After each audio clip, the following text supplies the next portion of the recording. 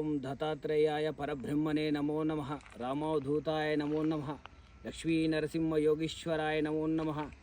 ఓం శ్రీ శ్రీ అంబత్రయ క్షేత్ర నివాసాయ త్రిశక్తిపీఠ సంవర్ధిత జ్ఞాన పరిపూర్ణాన్విత బిరుదాంకిత శ్రీ శ్రీ ఆదిత్య పరాశ్రీ స్వామి గురుదేవులకు శతకోటి ప్రణామాలు సమర్పిస్తూ సమస్త పాలమూరు భక్తజనానికి స్వాగతం సుస్వాగతం.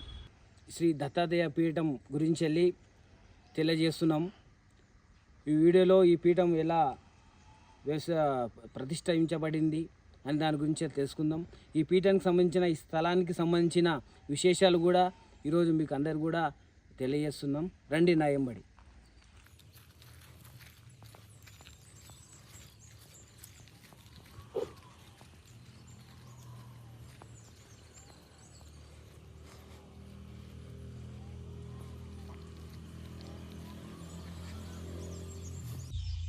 ఈరోజు ఇక్కడ చూడండి, శ్రీ దత్తాత్రేయ పాదములు. ఇక్కడ ఈ దత్తాత్రేయ స్వామి వారి పాదముల చెంత అష్టైశ్వర్యములు అన్నీ కూడా స్వామివారి పాదాల చెందిన ఉంటాయి. ఈ ప్రజలందరూ కూడా స్వామివారు పాదాలను పట్టుకొని వారి వారి కోరికలను అన్నీ కూడా స్వామివారి చెంత మొక్కితే వారి వారి కోరికలు కూడా శుభప్రదంగా తొందరగా నెరవేరుతాని ఇక్కడ స్థలం మనకు విశేషం ఉంది. అదేవిధంగా మా గురుగారు శ్రీ శ్రీ ఆదిత్య పరాశ్రీ స్వామి వారు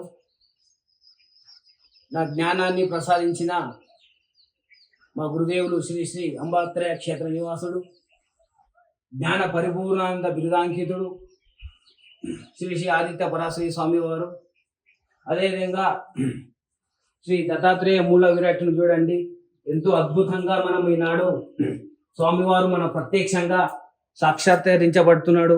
శ్రీ దత్తాత్రేయ స్వామి మహబూబ్నగర్లో మొట్టమొదటిగా విశాలమైన స్థలంలో మొట్టమొదటిసారిగా అతిపెద్దగా అతి సుందరంగా ప్రకృతిలో రమణీయమంగా అతి సుందరంగా ఈనాడు మనకు ఇక్కడ వెలిసినటువంటి శ్రీ శ్రీ దత్తాత్రేయ పరమాత్ముడు.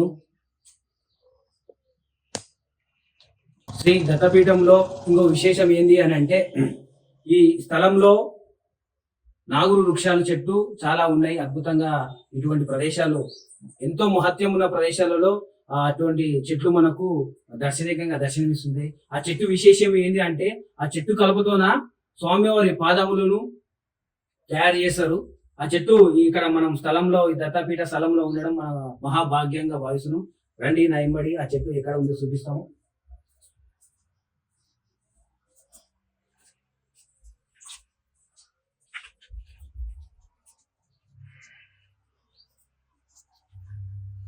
చూడండి చెట్టు చూడండి, ఇదే చెట్టు నాగూరు చెట్టు. ఇది చూడండి, కొమ్మ చూడండి, ఇది దళసరి ఆకులు ఉంటాయి. ఇది నాగూరు చెట్టు యొక్క ప్రత్యేకత. ఇది ఈ చెట్టు కలుపుతోనే స్వామివారి పాదములు తయారైతాయి. ఎంతో అరుదైన ఈ వృక్ష జాతి మన పీఠంలో వెలిసింది.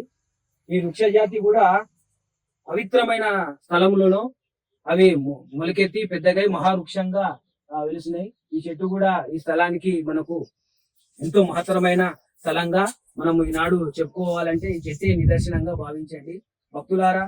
ఈ చెట్టు ఇన్నే కాక అటు కూడా 2 చెట్లు ఉన్నాయి. ఓకే, అక్కడ చెట్టు నాగురు వృక్షాన్ని చూసినాగా ఇక్కడ ఒకటి మరొక నాగురు వృక్షం చూడండి.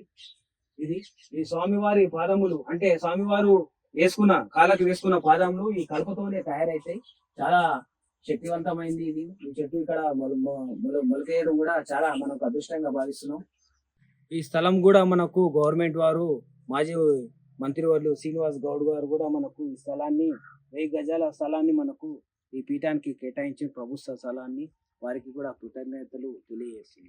ఈ పీఠానికి సందర్శించడానికి వచ్చే భక్తులకు రూట్ మ్యాప్ చెప్పాలంటే, ఈ పాలమూరు పట్టణంలో పాత గేటు గురించి సరాసరి సీదాగా 2 కిలోమీటర్ల డిస్టెన్స్తో మనకు కేటీఆర్ నగర్ దగ్గర, అక్కడ చూసిన కేటీఆర్ నగర్, ఆ కేటీఆర్ నగర్ దగ్గర ఒక ముందుకే మనకు రోడ్డుకు ఇటువైపు చూడండి, ఈ రోడ్డుకు దగ్గరనే మనకు ఈ పీఠము మనకు దర్శనమిస్తుంటది.